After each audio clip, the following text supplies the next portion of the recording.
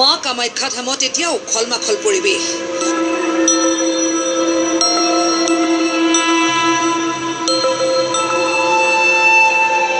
সুন্দৰকৈ সজাই পৰাই তোলা হৈছে মা কামাখ্যা ধাম, কাৰণ অম্বুবাচী সমাগত।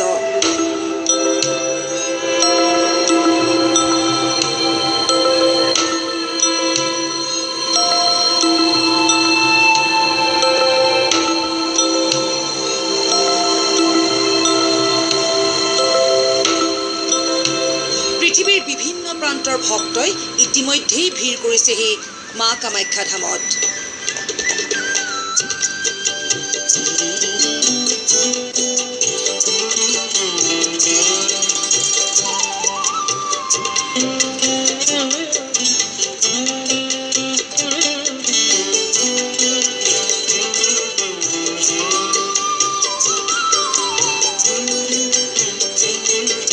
আমি আজি আপোনালোকক দেখাব বিচাৰিছো এনে কেইখনমান থান, যিকেইখন থানত নিতৌ ভক্তৰ ভিৰ হয়।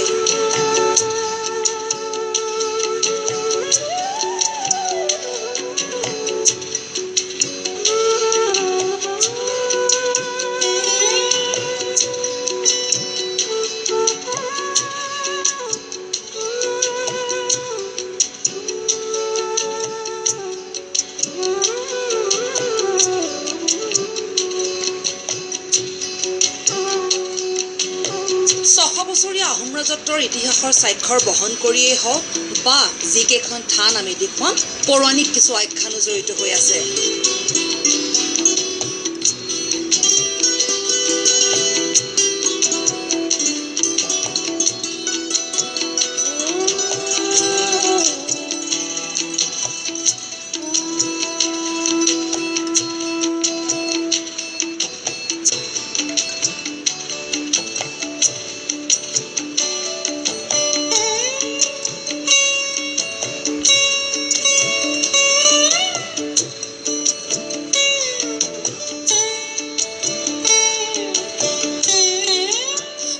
অসমৰ এই থান কেইখনত নিতৌ আচলতে ভক্তৰ ভিৰ ঘটে।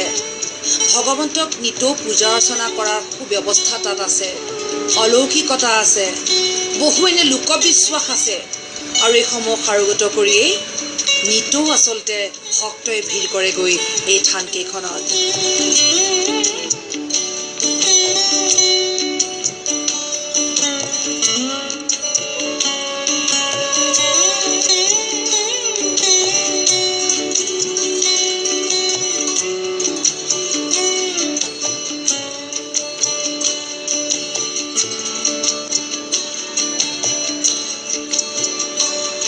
ঢকুৱাখানাৰ মৰনৈ বেবেজীয়াত থকা এয়া বাসুদেৱ থান। অতদিনে আচলতে এই ঠাইৰ কথা শুনি দূৰতেই মূৰ দোৱাইছিলোঁ, আৰু এইবাৰ আপোনালোকক দেখুৱাৰ উদ্দেশ্যে আহিছোঁ এয়া বাসুদেৱ থানলৈ।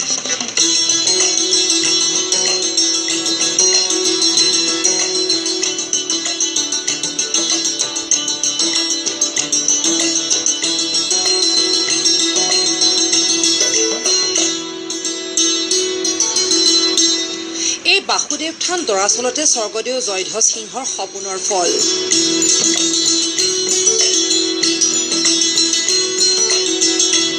সপোনত ৰজাই সুন্দৰ বাসুদেৱৰ মূৰ্তি দেখা পাইছিল, যিদিনা শ্ৰীমন্ত শংকৰদেৱৰ পৰিণাতি দামোদৰ ঠাকুৰক ৰাজদৰবাৰলৈ তেওঁ আমন্ত্ৰণ জনাইছিল, আৰু দামোদৰ ঠাকুৰৰ সৈতে সপোনটোৰ আলোচনা কৰি অৱশেষত নৌকা যাত্ৰা কৰি শদিয়াৰ কুণ্ডিল নগৰৰ পৰা হাবুং অঞ্চলৰ সোৱণশিৰি নদীৰ পাৰত চাৰিভাগী নামে ঠাইত বাসুদেৱ সত্ৰ স্থাপন কৰি সত্ৰ পাতিবৰ বাবে তাম্ৰপত্ৰ কৰি ৰজাই ভূমিদান কৰিছিল।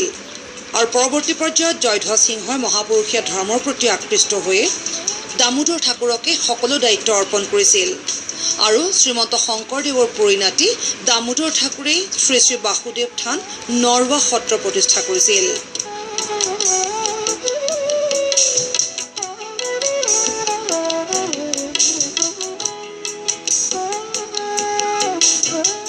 জয়ধ্বজ সিংহই সপোনত দেখা সেই মূৰ্তিভাগ তাত কিদৰে ওলাল, পৰিত্যক্ত অৱস্থাত কেতিয়াৰ পৰা তাত মূৰ্তিভাগ আছিল, তাৰো এক আখ্যান আছে। কিন্তু নতুনকৈ ৰোৱা কাৰণেই নৰৱা সত্ৰ নাম দিয়া হ'ল পৰৱৰ্তী পৰ্যায়ত।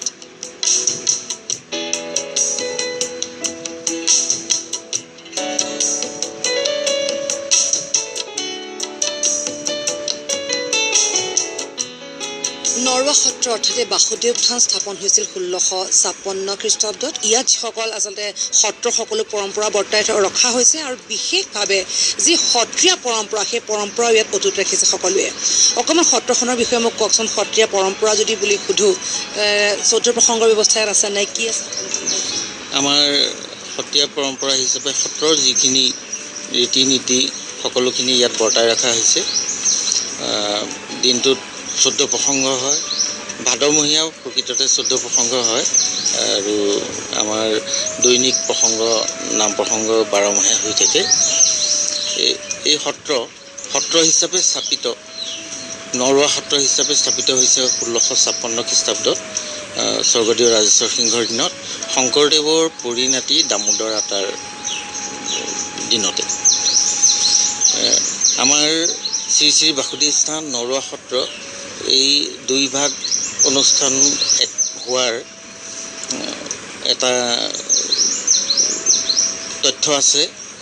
সেই তথ্যভাগ হৈছে শ্ৰী শ্ৰী বাসুদেৱ স্থান হিচাপে ৰবিদেউ বাসস্পতি নামৰ এক কাণ্ডিল্য গোত্ৰৰ ব্ৰাহ্মণৰ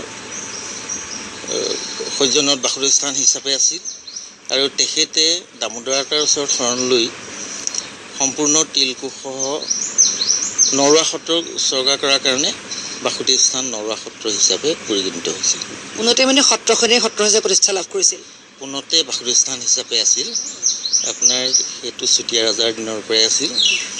আপুনি প্ৰাচ্য শাসনাৱলী মহেশ্বৰ নেওগৰ তাত মহেশ্বৰ নেওগদেৱৰ লিখাত উল্লেখ আছে, কিতাপ লিখা আছে। আৰু সেই গোত্ৰৰ ব্ৰাহ্মণে বৈষ্ণৱ ধৰ্মত শৰণ লৈ তিলকুসহ উৎসৰ্গা কৰাৰ কাৰণে নৰৱা সত্ৰ হিচাপে নতুনকৈ স্থাপন কৰাৰ বাবে নৰৱা সত্ৰ হিচাপে পৰিগণিত হয়। আৰু নৰৱা সত্ৰ ইয়াৰ বৰদুৱাৰ হ'ল মূল, বালি সত্ৰ আৰু আমাৰ বাসুদেৱ স্থান, এই তিনিখনেই নৰৱা সত্ৰ হিচাপে অসমত আছে। এটা কথা কওকচোন, ভাদ মাহৰ নাম প্ৰসংগ চৌধ প্ৰসংগৰ কথা আপুনি কৈছে, ভাদ মাহটি মূলতঃ ইয়াত পালন কৰা হয়। নিতৌতো সত্ৰীয়া পৰম্পৰা আছেই, তাৰোপৰি কোন সময়ত খুব বেছিকৈ ইয়ালৈ ভক্ত আহে? আমাৰ ভাদ মাহৰ 14 প্ৰসংগ হয়। জনসমাগমটো সিমান বেছি নহয় ভাদ মাহত, কিন্তু জনসমাগম বেছি হয় আপোনাৰ অক্টোবৰ মাহৰ পৰা।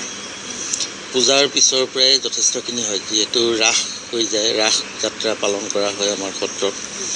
তাৰপিছতে মাঘৰ মাহৰ পূৰ্ণিমা তিথিতে পালনাম মুহূৰ্ত, বাৰ্ষিক পালনাম উৎসৱ পালন কৰা হয়, দুদিনীয়া কেতিয়াবা 3 দিনীয়াকৈ। আৰু চ'ত বা ফাগুনৰ মানে ফাল্গু পূৰ্ণিমাৰ দিনাখন ফাকুৱা উৎসৱ, দৌল উৎসৱ পালন কৰা হয় 3 দিনীয়া কাৰ্যসূচীৰে। দৌল উৎসৱৰ দিনাখনি যথেষ্টখিনি জনসমাগম হয় আৰু বছৰটোৰ আটাইতকৈ বেছি সেই দিনটোতে জনসমাগম হয়।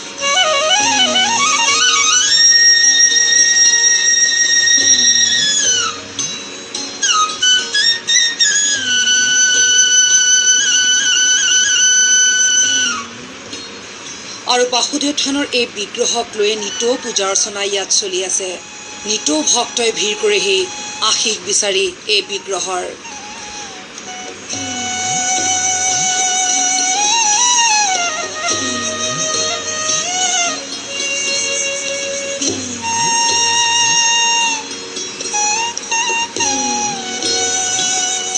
এই বিগ্ৰহত মূৰদোৱালে মনোবাঞ্ছা পূৰণ হয়, অপুত্ৰকৰ পুত্ৰ লাভ হয়, তেনে বহু লোকবিশ্বাস আছে, যাৰ বাবেই নিতৌ ভক্তৰ ভিৰ হয় এই সত্ৰত।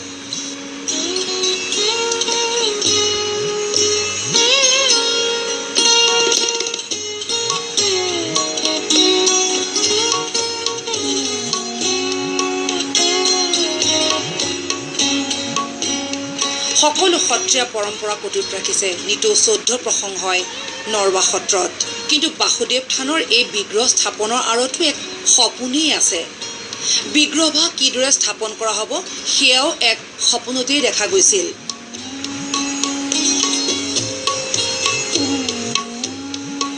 দৰাচলতে অধৰ্মী মানহঁতে থান সত্ৰ আদি পুৰি চাই কৰাৰ পিছত এই বাসুদেৱৰ মূৰ্তিভাগো কোনো দ পুখুৰীত হয়তো পেলাই থৈ গৈছিল আৰু তেনেকৈয়ে চাগে বছৰ বছৰ ধৰি পৰি ৰৈছিল এই মূৰ্তিভাগ।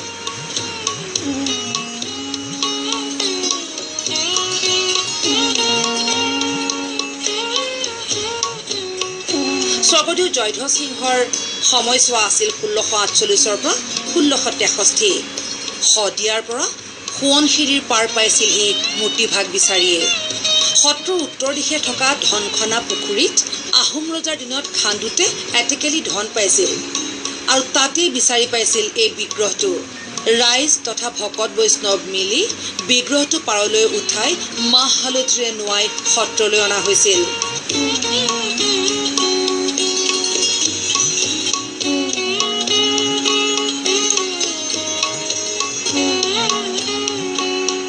আমি যদি ভালদৰে চাওঁ সত্ৰত এইদৰে মূৰ্তিৰ সেৱা পূজা কৰা বহুত কমেই দেখোঁ। ধৰি লওক ইয়াত বাসুদেৱৰ মূৰ্তি আছে। মূৰ্তিজনৰ কথাই কওকচোন, কিমান পুৰণি, কেতিয়াবা পূজা অৰ্চনা ইয়াত চলি আছে?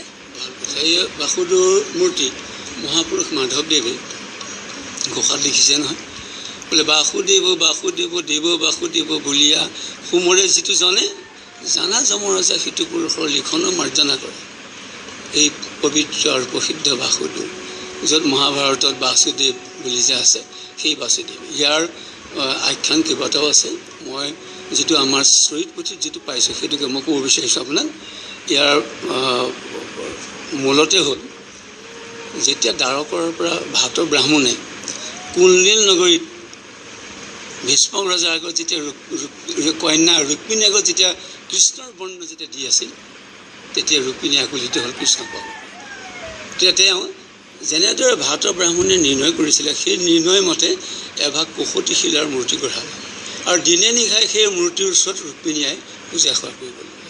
যাৰ ফলত জগতপতি ভগৱন্ত দ্বাৰকাৰ পৰা আহি ৰুক্মিণীয়ে এই কুণ্ডিলৰ পৰা হৰণ কৰি লৈ গৈছে।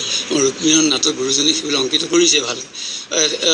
তেওঁ ইয়াৰ পৰা মূৰ্তিভাগ লৈ গুচি গ'লগৈ, দ্বাৰকা পালেগৈ। বহু শতাব্দী লুপ্ত হৈ আছে। ৰজা আহিছে গৈছে।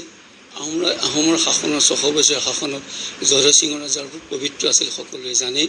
সেই ৰজাক দুভাগ ৰাতি বাসুদেৱে সপোন দেখুৱালে যে মই অন্ধক চকু দিওঁ, নিৰ্ধনিক ধন দিওঁ, দুৰাৰোগ্য দূৰ কৰোঁ, অপুত্ৰক পুত্ৰ দিওঁ। মোক যদি তুমি পূজা সেৱা দিহা কৰি দিয়া তেতিয়া তোমাৰ ৰাজ্য কুশল হ'ব। তেতিয়া ৰজাই স্নান কৰি ৰাজ পৰিষদ মতাই আনি ঢোলে মৃদংগই, চৰিত পুথিমতে কৈছোঁ মই, ঢোলে মৃদংগই কুণ্ডিলৰ পৰা সেই মূৰ্তিভাগ উঠাই আনি বৰ্তমান য'ত বাসুদেৱ থান আছে ত'তেই ঢকুৱাখানা জিলাৰ অন্তৰ্গত স্বৰ্ণশিৰি পাৰত, সোৱণশিৰিখন আমাৰ ওচৰতে আছিল আগতে, স্বৰ্ণশিৰি পাৰত 10,000 বিঘা মাটি ভূমিপুত্ৰ কৰি 1656 শকত বাসুদেৱৰ মূৰ্তিভাগ প্ৰতিষ্ঠা কৰিলে।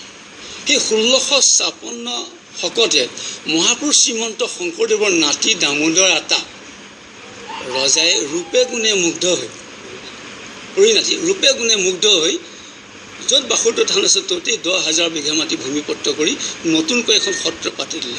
নতুনকৈ সত্ৰ পাতি দিয়াৰ কাৰণে শ্ৰী শ্ৰী বাসুদেৱ থান আৰু নৰৱা সত্ৰ। আৰু আমি হ'লোঁ মহাপুৰুষ শ্ৰীমন্ত শংকৰদেৱৰ পৰিণতি দামোদৰ আতাৰ এই মানে প্ৰতিষ্ঠা নৰৱা সত্ৰ। এই নৰৱা দামোদৰ আতাৰ পৰা এতিয়া মোলে 10 পুৰুষ, আমাৰ এতিয়া ভতিজাহঁতে 11 পুৰুষ চলি আছে।